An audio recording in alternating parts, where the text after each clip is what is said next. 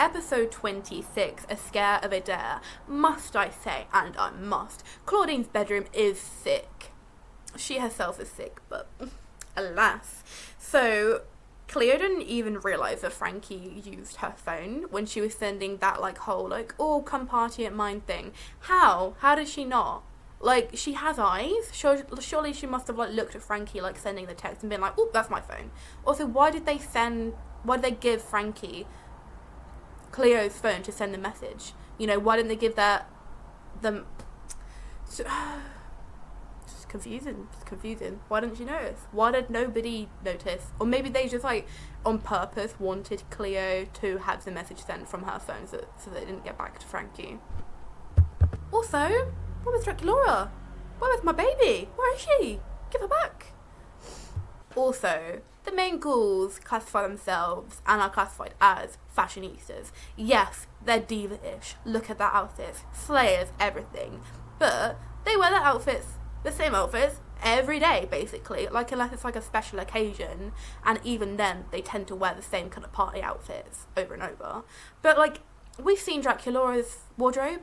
She's got everything to wear. She could wear, like, something new every day, but she doesn't. She wears the same stuff. Like, what's that about? I guess for the people that made Monster High don't have to continuously, like, create new, like, designs and dresses for them. But come on now, it can't be that hard. Like, Winx Club specifically hired, like, a fashion expert to design all of their outfits so they constantly looked cool as hell. What about the Monster High people? They're supposed to be the fashionista divas. And Medica explain.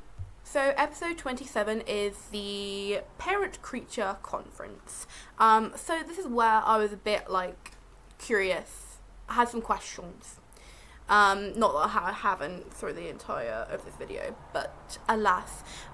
Isn't Monster High like a boarding school? That's kind of what I thought. I always kind of imagined that it was. Like, I didn't realise, I didn't think that they'd sleep there necessarily, but then I was sort of like, where would they sleep? If it's a boarding school, they'd sleep there, but there's no bedrooms there. You know, like, the school is big and it's, like, got a lot of students. Like, how could they also fit them in to sleep there, you know?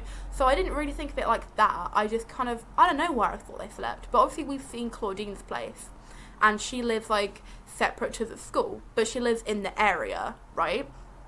We also saw Frankie's house in New Gaul at school, but Draculaura, like, moved from, like, Transylvania, and, like, Cleo moved from Egypt. So their parents are just, like, back home, like, chilling, you know? Like, that's quite far, but then, like, they are very old, so they can see them kind of whenever. But, like, their parents wouldn't have moved down then, so it kind of is a boarding school. But then, where are they going to stay? Because we actually do see Cleo's house, right? She lives with her dad and Nephra. But where? Where? Because are you telling me that to go to Cleo's house party, everybody travelled to Egypt?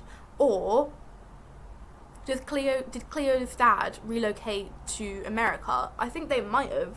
But then, like, where are you going to be staying? You know, it's America. Like, where... So all these monsters that are living at Monster High, most of their parents will be living then in New Salem. Where? Like, surely, like, with this influx of, like, monsters just moving in, like, the normies wouldn't have any room. And, like, I assume that, like, Get On in, like, the webisode version of Monster High rather than the film one. But, like, there'd just be monsters everywhere. I don't know. I feel like they could have explained that a little bit more. If it is the case that, like, most monsters' parents did move to New Salem, then it would make sense for Laguna in New Gaul at school to be like, I'm an exchange student because, like, her parents still live in Australia. But then I'm pretty sure Draculaura's dad still lives in Transylvania because we don't see him, like, around and about. So, yeah, that's curious. Also, they wanted Laguna's parents to come down for the conference from Australia to Monster High. Like, she was like, oh my god, that's going to take them forever to swim. And the only reason that the teacher wanted them to come was to literally talk to them for a few seconds and say, Laguna's doing really well, by the way. Like, don't make people swim across, like, countries so that you can just tell them for a few seconds something that you could have said on a phone call. Like, I know it's nice to do a little, like, your daughter's really good She's such a good student. But do you need to go that far? No, you don't. Also, how on earth did their little disguise plan work? Surely they would have like met the parents before. No? Or maybe he didn't. I don't know.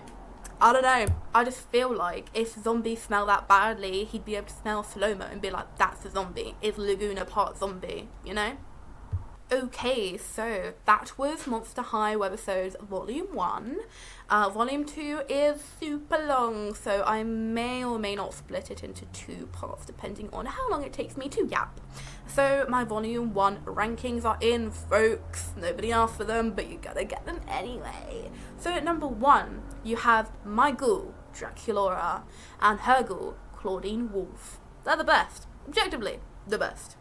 Number 2, we have Juice Gorgon.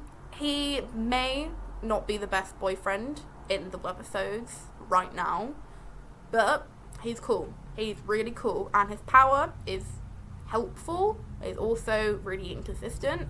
Not sure if I don't want to date him, because if he turned me to stone, then I could hypothetically never turn back, you know, like his pet. That wouldn't be great. But he's got a really cool design, and I like him. Number 3 is Frankie Stein. She's a bit of a Tori Vega, can't lie, but you know, she's alright. She's a good friend, and she does everything she can to like help people. That's cute. And number 4 is Cleo Denial. She may be a bad friend sometimes, but she's a diva. She's awesome. It's Cleo Denial. I don't really have to justify myself. Number 5 is Claude Wolf, only because we didn't see much of him. You know, like, we didn't see much of him, but Claude Wolf, always a place in my heart. Always. Number 6, we have Julia Yelps and Slow-Mo. Zombie couple. Cute. Number 7, Laguna Blue and Gil Weber. Sea couple. Cute. And we have 8, Heath Burns. Just right at the bottom. You know why. And he knows why. Need I say more? Anyway. Oh my god, yeah, the teachers. I was going to say like a little thing with the teachers. So number 1 is Mr. Ware. Because, where is he? He should be here with me. I love him. He's great. Number 2, Headmistress Bloodgood. Like I said, love, hate, but she slays sometimes. Mostly I like her because of Nightmare. Can't lie. Number 3, Mr. Rotter. He does have a weird thing about grades, but overall, he's kind of freaky. I like him. Number 4, Mr. Loser and Coach Igor. They're kind of weird. Don't love them, but they're not as bad as number 5, Mr. Hack. Are they? I don't think anyone could be. Mr. Hack and Heath Burns, get out of here. Get out of here. I seem to hate Mr. Hack more than I did when I started this video because of like remembering what he said to like Laguna and Gil, like, babe, you're a teacher, you can't be saying stuff like that. And in general, just don't. Nobody wants to hear you. Please shush. Anyway, that was my video on volume 1. I hope you enjoyed it.